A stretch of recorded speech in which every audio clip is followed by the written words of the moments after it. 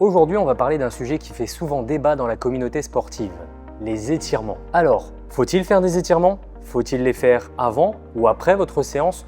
Ou encore, comment s'étirer pour en augmenter les bénéfices? On va voir tout ça dans cette vidéo. Alors, que se passe-t-il quand on s'étire? Il faut comprendre qu'un muscle est relié aux os par des tendons qui sont ses points d'insertion. En éloignant ces points d'insertion, on étire le muscle. Résultat, lorsqu'on fait des étirements, on rend les muscles plus élastiques et on entretient la mobilité du corps. Les étirements ont 3 conséquences sur votre corps. 1. Ils endorment, façon de parler, les récepteurs présents sur vos muscles pour cacher notamment la douleur. 2.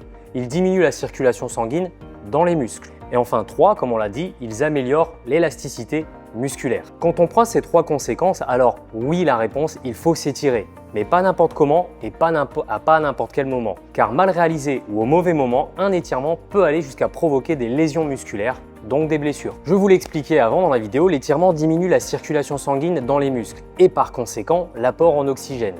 C'est pour cette raison qu'il n'est pas conseillé d'en réaliser avant un effort important, surtout s'il s'agit d'un étirement passif. Avant la séance, privilégiez plutôt les étirements dynamiques. Et après le sport, vous me direz, eh bien là encore, soyez prudent. Après l'effort, vous allez réussir à aller sur des amplitudes plus importantes du fait que le muscle est chaud, mais vous risquez justement d'entretenir, voire d'aggraver des lésions musculaires que vous auriez pu créer lors de vos séances. Mais alors, vous allez me dire, Jérémy, je m'étire quand?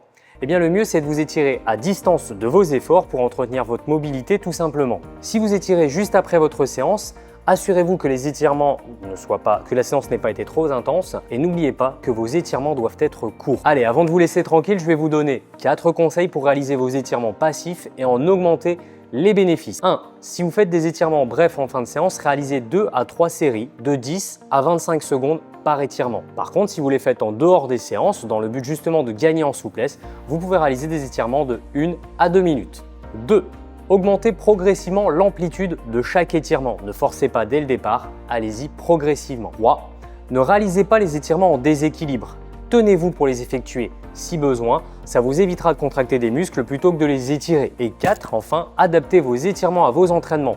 Si vous bossez le biceps, vous diminuez sa taille et augmentez la taille du muscle antagoniste, ici le triceps. Donc n'étirez pas le triceps, ça serait pas logique. Alors dites-moi, vous vous étirez régulièrement ? Quand est-ce que vous faites vos étirements? Notez-le moi en commentaire et abonnez-vous pour ne pas louper les prochaines vidéos.